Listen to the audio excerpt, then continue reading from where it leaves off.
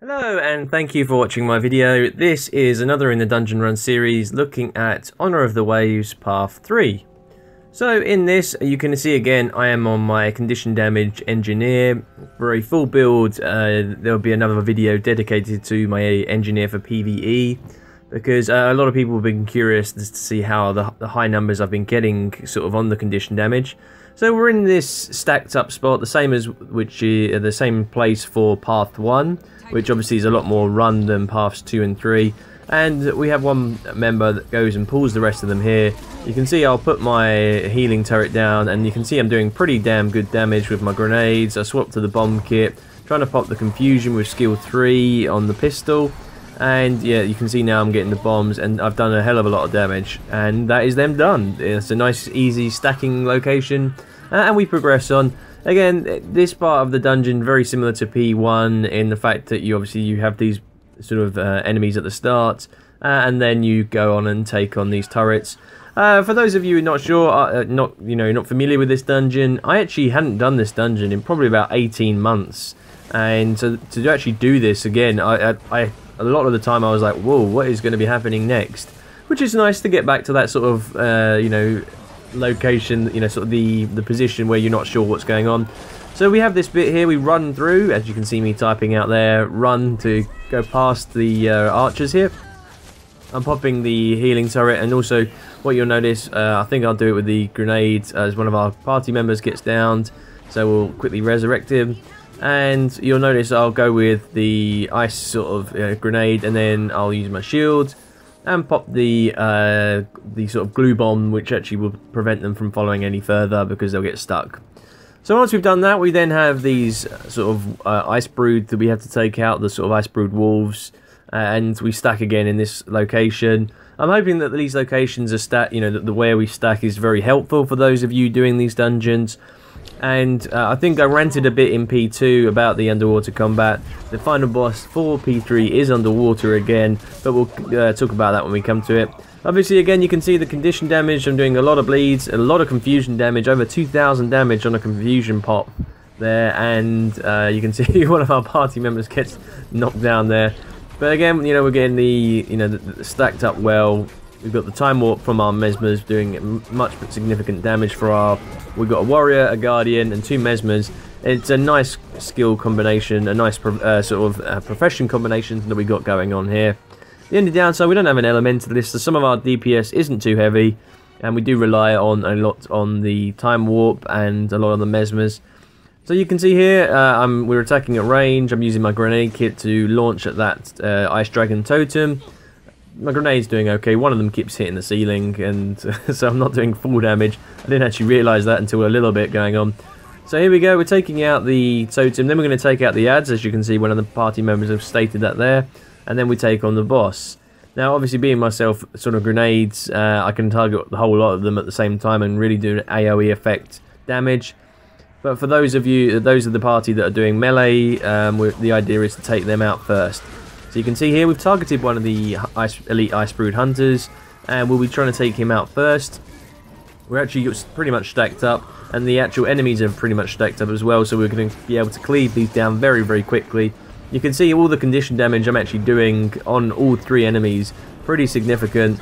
Using grenades and the bomb kit. I am running Rune of the Crate. It's a full Condi spec, so it's really, really impressive the amount of condition damage you can do with a engineer. And that's why I wanted to try a different sort of profession for those of you doing dungeon runs. My main dungeon runner sort of class is my elementalist, but I wanted to try and give you guys a little bit of variation in the dungeons, so that if you do run a particular class as your main, then you can see how it will be on different classes. I will have to say that I don't tend to run Mesmer or Thief that much in dungeons, and so most of my videos don't include those professions. But again, I'm trying to give it a bit of variation. Maybe when we come to Ore and we do the sort of Ara dungeons, we'll try a different profession for each sort of one of the 4 paths. We'll have 4 different professions. So you can see we're just taking out this boss here.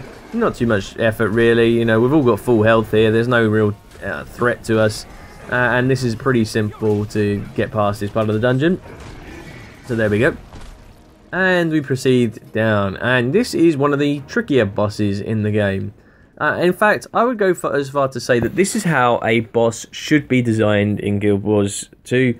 A boss that doesn't stay still, doesn't stack up on you, does cause a lot of AoE effect, sort of, AoE damage, and is a pretty difficult boss to sort of take out because you have to keep moving around. And that's what I think's lacking a little bit with many of the general AI of Guild Wars 2. They just run into a spot and stay there, and they don't have the necessary damage to, like, sort of melee damage to keep you from keep you from stacking and move you around the room. So what we're going to see here, we're going to see me take out this sort of we've got the I can't really pronounce his name. It's like Svangaldir. And it's like a sort of raven transformation, but you can see those AoE rings and they do significant damage. He also does this leap, which, even so, for example, I'm at range here and he'll do that leap and come out at you and pretty much take half of your health away, and it really is significant damage that you see I've taken there. I'm trying to heal up again, but you've got the AoE damage that he's doing, and then he does this leap as well. So you can see he immobilizes and bleeds on you, but really this leap that he does is really sort of terrific damage. Again, that leap just taking me down to 50%. I'm having to dodge out the way. We've got the AoE. I'm trying to use my shield to sort of block that. He is a challenging boss. I mean, most of us aren't stacked up. We're having to keep out of the way, having to sort of evade and move around the room, and trying to sort of, keep going, sort of keep away from the boss here whilst trying to cause damage. It's a very challenging fight, but again, this is what the fights and the boss fights should be like in Guild Wars 2. So this is why I think this is one of the better designed dungeons in Guild Wars 2, and therefore it's one of the ones that isn't done as it's not run as much because it's more challenging, and obviously it takes more time to get through. And so why would you bother wasting your time doing this when you can do a 10-minute run on Cathedral of Flames Path 1, or less than 10 minutes, and you get the same rewards? It is a bit frustrating, but that's how it is. Anyway, so we're going to talk about Honor of the Waves P3. I actually really enjoyed this dungeon. I quite like Honor of the Waves. I do admit that I don't do it as frequently as many of the other dungeons. And there you go, you can see that leap again, just absolutely knocked me down. Fortunately, the rest of my party are trying to res me up. But he does these clawing attacks. He's got several attacks that are pretty lethal. I mean, not only does he that leap finisher, he's got the AoE, and his sort of claw attacks are pretty devastating as well. So it's a very unique boss in the fact that he actually has sort of 3 main attacks that can really take you out from anywhere. And you can see I'm getting downed. I'm like, oh no, I'm in melee range. I've got 2 of my guys healing me up, trying to keep me going, and our NPC's down. We're on the cusp here. We've got the AoE again. I'm having to dodge out of the way, pop my shield to try and reflect or sort of defend myself. But the boss is getting down. I mean, look at the condition damage I'm doing. Pretty substantial. I'm getting poison, bleeds. I've got fire damage going on there. Because I'm not in melee range, I can't actually, as you can see here, I'm looking, popping a consumable, because I'd forgotten to do that. This came out straight after the P2 run, so that's why you might have noticed the consumable ran out pretty quick. But you can see I'm getting the, pretty substantial condition damage on him, so we should be able to finish pretty quickly. So once this boss is completed, again, it's a really challenging boss. We actually progress on. This whole dungeon, there are several key elements to this and a few significantly challenging areas, which is quite, it made it a bit of an enjoyable dungeon, and you get more of a sense of satisfaction once you've actually achieved that dungeon than you'd get with any of the Ascalon Catacombs sort of dungeon runs. So here we go, we actually have to run past this next part. So here we go. We're all stacked up and we're going to be following one of the guys. So this bit, you don't have to fight any of these. You can if you want, but we're just going to run down. It's always like a nice little chase down here. So we're moving down, and there is a point where we will stack up. You can see here we're running down, and we've got a few mobs ahead, or a few enemies ahead of us. So one of our guys will pull them towards us, and this point here. And you've got sort of an elemental that sort of spawned there. So there we go, the enemy are coming down at us. We're stacking up here. Our Mesmer's doing time warp. and you know we're stacking up, and we've managed to pull them all pretty close right into this same spot and really take them all out very, very well. You know, we took them out pretty easily, no major difficulty in this part here. And then you come up to this icy floor that has some sort of spikes across it. If you do walk across those spikes, you will suffer damage, so beware. You get the cripple and the chilled effect on you. And at this point here, we had one of our party members have to leave, so you'll see me cut it in. We did get another party member come and join us on this, so we're taking out these ice bombs. So there we go, we've got another warrior instead of a mesmer, and we're all stacked up at this point here. One of our guys is pulling the enemies inside the next room to our location, so here we go. Again, these elite ice broods can be a little bit tricky, but as long as you're stacked up, as you can see here, I'll do plenty of condition damage with my AoE effects of the grenades and then the bombs as well.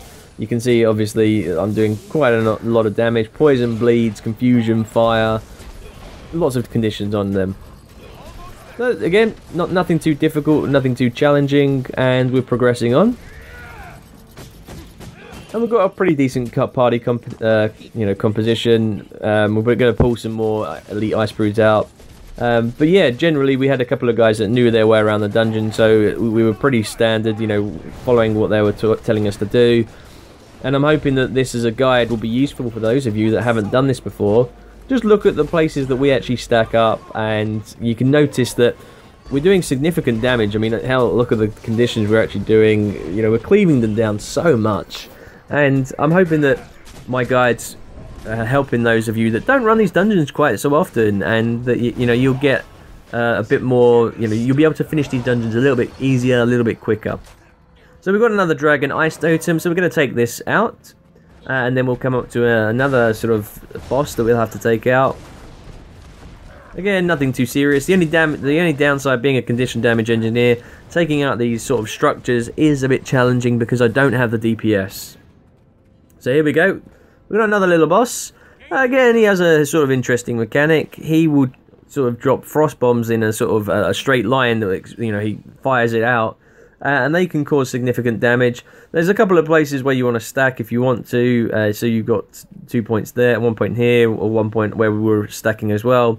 So there's a bit that you can have a difference of opinion as long as you agree on which place to stack.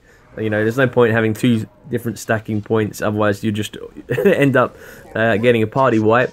So here we go, we're pulling the minions over first to get these ice brood cooldown out of the way. Me using grenades, then I'll swap to bombs, run back to grenades, and causing so much damage.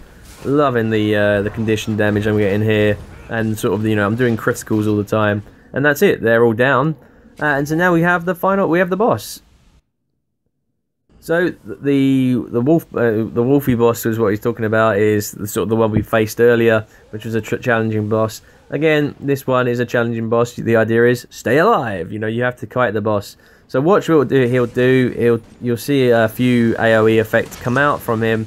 There you go, those red rings, and that's the damage he can do to you. It is pretty substantial, so you want to be wary of that. You want to dodge out the way. You know, he takes this invulnerable form and he puts himself in like an ice shard to sort of recover. But the idea is you need to take that out as quickly as possible.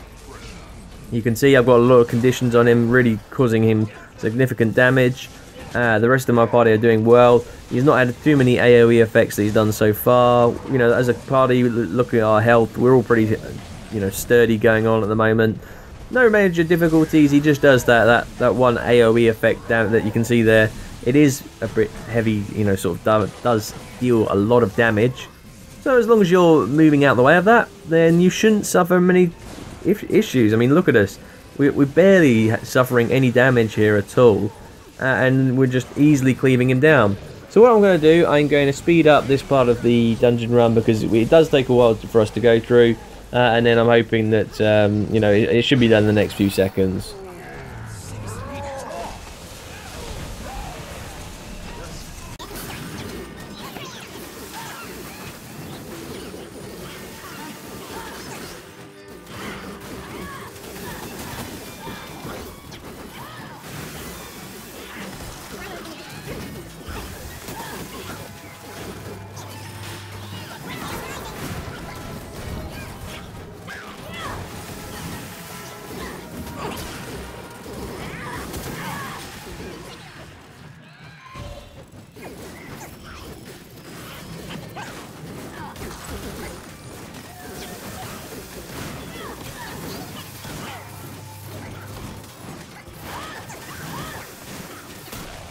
Okay, so we're about to kill the main boss. There we go. He's now down. And we're going to move on to the next stage. So we get the chest. Getting some nice bit of loot. And this is where, obviously, you know, doing these dungeon runs, you don't get the flat 1 gold. You get a few different, sort of, you get the dungeon tokens, you get gold and as you're going along. We have another stacking point here. This used to be really, really challenging, but obviously now people know to stack up here. It's actually pretty easy to get through, and you can see we're doing a lot of damage. And the location we're stacked at is very, very beneficial to take out these guys. When I'd done this before, I do remember really, really struggling at this point because there were a lot of elites and we didn't stack up. We sort of wandered around, and that was the problem. Stacking up really does benefit your party so much, and really does allow you to complete this dungeon significantly quicker and easier. So here we go. We're moving on. So we're going to run to the bottom of the stairs, and this is where we get to the underwater section. There are a couple of dangerous enemies in the water. I think you can actually pull them pretty much close to the edge. You can see here that some of us are standing outside the sort of outside the water, while one person's actually gone underwater to try and pull up some enemies. But nothing really happening. So we're actually going to run through. We're going to take stability for those of you that can, and we're going to proceed along the wall here. We're going to avoid all these jellyfish. They are pretty deadly, so just be wary. If you do want to use a tactic to take them out, I would advise doing that. You can take them out, you know, it doesn't take too much effort. Try and pull them towards the water where most of your party will be out sort of on the stairwell, and then that will be really beneficial to you. We can see one of our party members has actually died at this point, so that's a bit of a blow. I don't know if he's going to resurrect or not. But you can see where we're stacked here, and we've got a jellyfish that's interfering with us. So we're going to try and kill that and resurrect the person that got downed. So you can see where we're stacked. You know, if you look on the mini-map, we're stacked right in the top left corner. As if you're looking at the mini-map, you can see where our one person's died. He will go. He's actually self-resurrecting using a revive orb because he's out of combat, and there's no enemies nearby him. So he can do that. He'll have very, very low health at the beginning, and then after 10 seconds he'll be fine. So he's going to rejoin us, and there was no need for him to run all the way back.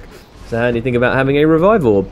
So you can see these elite jellyfish are a significant foe to take out. Being underwater will mean that your damage is slightly less. One of the things I forgot to realise is that when you have a rune set, when you go underwater, your helmet is actually replaced by your breather device. And I don't actually have a rune on my breathing device, and that was a big major issue, and that's why I lost the sort of bonus that the 6th rune of the crate actually gives you. So you can see here I'm looking around, looking at my underwater skills, and seeing what might be effective. I think I stuck with a couple of turrets and trying to sort of obviously give multiple targets. I actually went for a condition removal, because one of our party members said it's good to have a condi removal. I didn't think I used it too much, actually. I didn't think it was that. I probably could have taken something else. But I'm hoping this final boss, showing you how we took it out, will actually be beneficial for you guys. So, again, this has been a dungeon run that I'm hoping, showing you how it all works and the mechanics. The boss, the idea really, you know, having a mesmer is really, really good because it actually sinks him and, you know, sort of interrupts him. If we had 2 mesmers, it would have been brilliant because we'd just keep sinking him. And that's one of the beneficial things of, you know, with these underwater skills, you can sink them. The Guardian has the ability to sink as well, as does Elementalists. And that, the sink skill actually, you know, sort of is like a stun. And so we were actually doing quite well here, and we do fairly well. But, you know, you can see it's going to take us another few minutes to kill off this boss.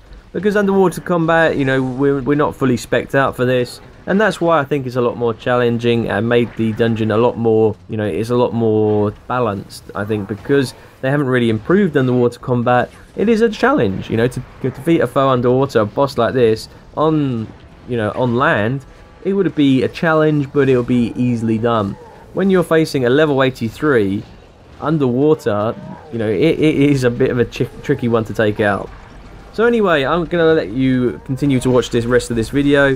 I'm hoping that this has been enjoyable for you and very informative. Feel free to leave any comments, and you know, I'm hoping that I'm trying to take on any feedback that you have and improve the next videos that I do. I'm hoping this series has been pretty good for you guys to look at. I do have one more dungeon to finish off. We've got to finish off the Ara dungeons.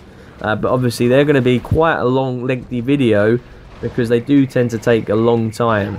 So they'll be coming up a little bit later. It's not something I'm really keen to focus on. I might even do a guide to actually how to run it solo. But I'm hoping that these Honor of the Waves videos, I know a lot of people don't tend to do them as much. And if you do need to get the sort of tokens, the PvP track is a way that a lot of people do them. So thanks very much for watching, guys. I'm going to shut up now and let you watch my party kill the beast, and I'll see you on the next video.